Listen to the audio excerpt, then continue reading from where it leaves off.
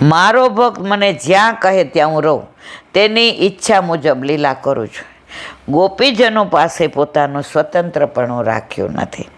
આ ગોપીઓ આહિર કુળમાં અવતરેલી તેમજ અબળા ઉત્તમ અધિકાર જેને પ્રાપ્ત ન હતો, શાસ્ત્રનું કોઈ જ્ઞાન એનામાં નહોતું.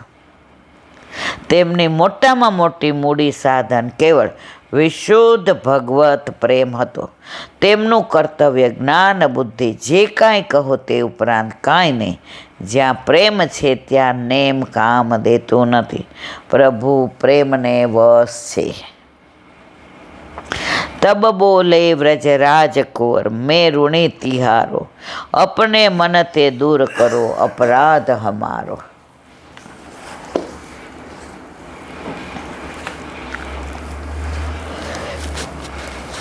બહુ શરીર દુખે જ નહીં, તમને દુખ. વલ્લભાધીશ સુબોધિનીજીનું પાન વલ્લભ કરાવે તો થાય, આને સ્પર્શ કરવો આપણા બસની વાત નથી.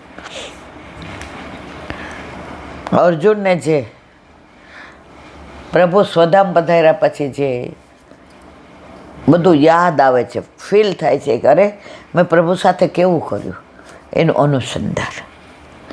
ફળની પ્રાપ્તિની નિષ્ફળતા બતાવવા લૌકિક અને વૈદિક પ્રકારના બે દાખલા આપે છે. લૌકિકમાં પોતાની આજીવિકા અને સેવાના બે દાખલા છે. વૈદિક એક જ દાખલો આપે છે. આમ કુલ 3 દાખલા આપ્યા છે. તેમાં વૈદિક દ્રષ્ટાંત ભસ્માનુહૂતમ પદથી આપ્યું છે. યદિ પૂર્વાસામાહુત્યામ હુતાયામ યજમાનો મ્રિયેત દક્ષિણત શીલે ભસ્માંતુ મતા માહુતિ નિનયેત ભસ્મોત્કરમ વા ગમે. જ્યારે પૂર્વમાં આહુતિ આપવામાં આવે છે ત્યારે યજમાન મરી જાય છે. જ્યારે દક્ષિણમાં ઠરેલી ભસ્મમાં આહુતિ આપવામાં આવે અથવા ભસ્મનો સમૂહ લઈ લેવામાં આવે તો તે ખરાબ માનવામાં આવે છે.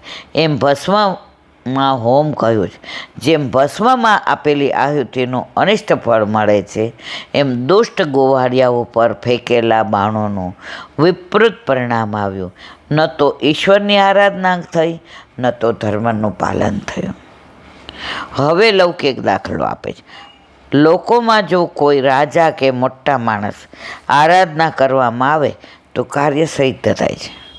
તે રાજાથી કાર્ય સિદ્ધ થયું એમ કહેવાય.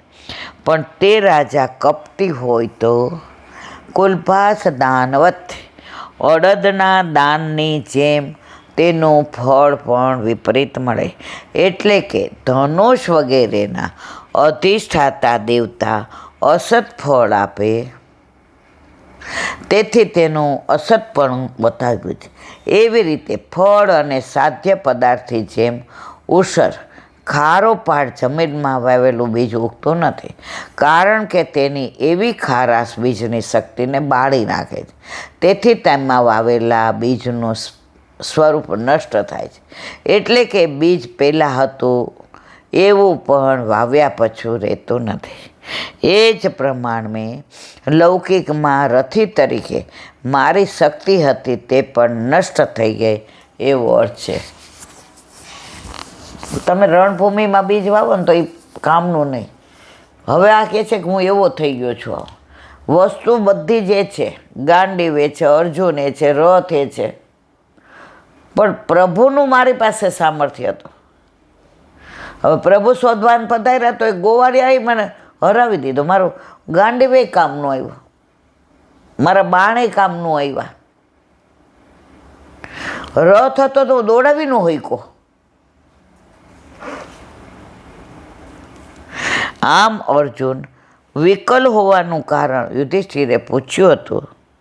એનો જવાબ આપી હવે યાદવોની કુશળતા વિશે જે પહેલો પ્રશ્ન પૂછ્યો હતો એનો જવાબ આપે છે. યાદવાસ્થાળી રાજમ સ્વા અનુપષ્ટાનામ શ્રુરદામ ન શ્રુહુત્પુરે વિપ્રશાપવિ મૂઢાનામ નિદ્નતા મુષ્ટિ ભીર્મિથ વારુણી મદિરામ પિત્વામ મદોન્થિત ચેતસામ અજાનતા વિભાન્યોન્નઃ ચતુઃ પંચ વિશેષતા. અર્થ અર્જુન કહે છે, હે રાજન, દ્વારિકાપુરીમાં વસતા આપણા સંબંધીઓ વિશે તમે મને પૂછ્યું હતું. એ બધા સંબંધીઓ બ્રાહ્મણના શાપથી મૂઢ બની ગયેલા હતા. વારુણી મદિરાનું પાન કરી મથિત ચિત્તવાળા થઈ ગયા હતા. કોણ? યાદવ. એકબીજાને જાણે ઓળખતા જ ન હોય એમ મુષ્ટિ યુદ્ધ કરતાં કરતાં બધા લડી મર્યા છે. હવે એમનામાંથી 4-5 જ જીવતા બાકી રહ્યા છે. સુબોધિનીજી. સુહૃદપુરે મિત્રની નગરીમાં દ્વારકાપુરીમાં મિત્રની કુશળતા માટે પ્રશ્ન કર્યો હતો, એનો હવે હું જવાબ આપું છું. એમને બ્રાહ્મણનો શાપ લાગ્યો હતો. તે વિપ્રના શાપથી મૂઢ થયેલા દેશાંતરે બીજા પ્રદેશમાં જઈને, એટલે કે પ્રવાસમાં જઈને મુષ્ટિ યુદ્ધથી મરવા લાગ્યા. પરસ્પર લડાઈનું કારણ વારણેમ મદિરામ પીત્વામ, વારુણી મદિરા પીને પદથી કહ્યું છે. વારુણી મદિરા અમૃત મંથન વખતે સમરૂમાંથી નીકળેલી. તે તાડ વગેરેના વૃક્ષોમાં રહેતી હતી, એટલે તાડ વગેરેમાંથી નીકળતી મદિરા વારુણી કહેવાય છે. તેના મદોન્મિથિત વૈતતા, મદથી મથિત ચિત્તવાળા, એટલે જેમ વિવેકહીન થયેલા એમાંથી માત્ર 4-5 જ બચ્યા છે. એ વાક્યોનો સંબંધ છે.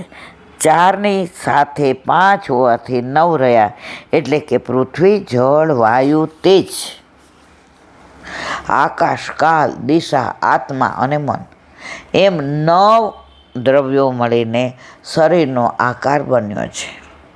આ યાદવોના શરીરના સંઘાતમાં 9 દ્રવ્યો પ્રવેશ કરીને રહેલા. એમાંથી પૃથ્વી, જળ, તેજ, વાયુ અને આકાશ પરમાણુગત રૂપથી 5 દ્રવ્યો રહ્યા છે.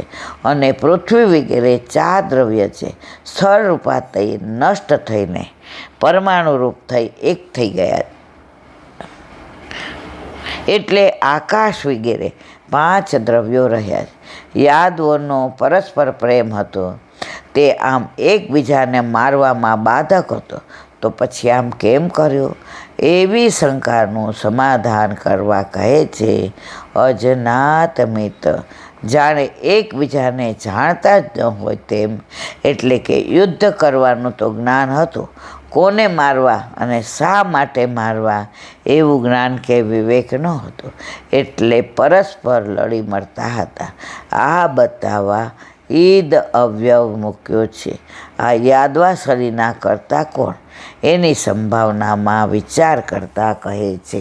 બોલો વલ્લભાધીશ. શ્રીમદ ભાગવત. દેવને दंडवत प्रणाम करूँ छू।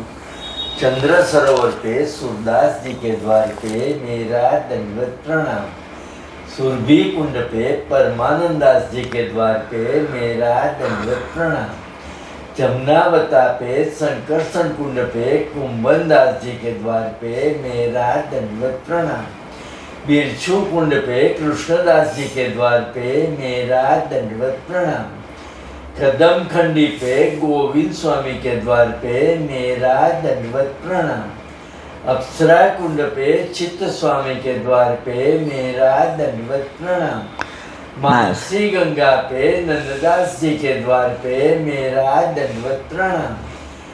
रुद्र कुंड पे चतुर्बुद्धदास जी के द्वार पे मेरा दंडवत प्रणाम। વ્રજ વિલાસ વ્રજની ગોપિકાઓને મારા દંડવત પ્રણામ.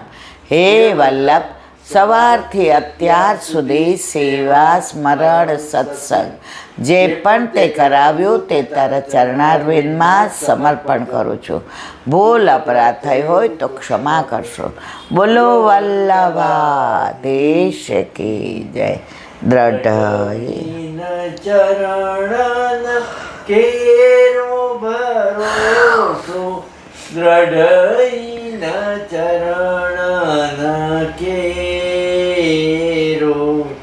શ્રી વલ્લભનક ચંદ્ર છટા બિન, સબ જુગ માય અંધેરો ભરોસો દ્રઢઈ ન ચરણ કેરો સાધન ઓર નહીં આ કલી में ચાસો હોય નિવેરો સુર કા કહે દ્વિવિધ આંધરો વિના મૂલ કો ચેરો ભરોસો દ્રઢઈ ન ચરણ દ્રઢઈ ન ચરણ દ્રઢઈ ન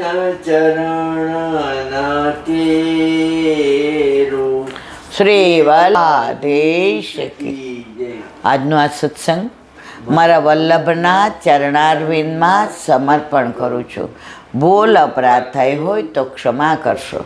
આ મારા વલ્લભની વાણી અને ભૂલ હોય મારી. બોલો વલ્લભાધીશ કી જય. બધાય વૈષ્ણવને ઝાઝા કરીને જય શ્રી કૃષ્ણ. જય શ્રી કૃષ્ણ.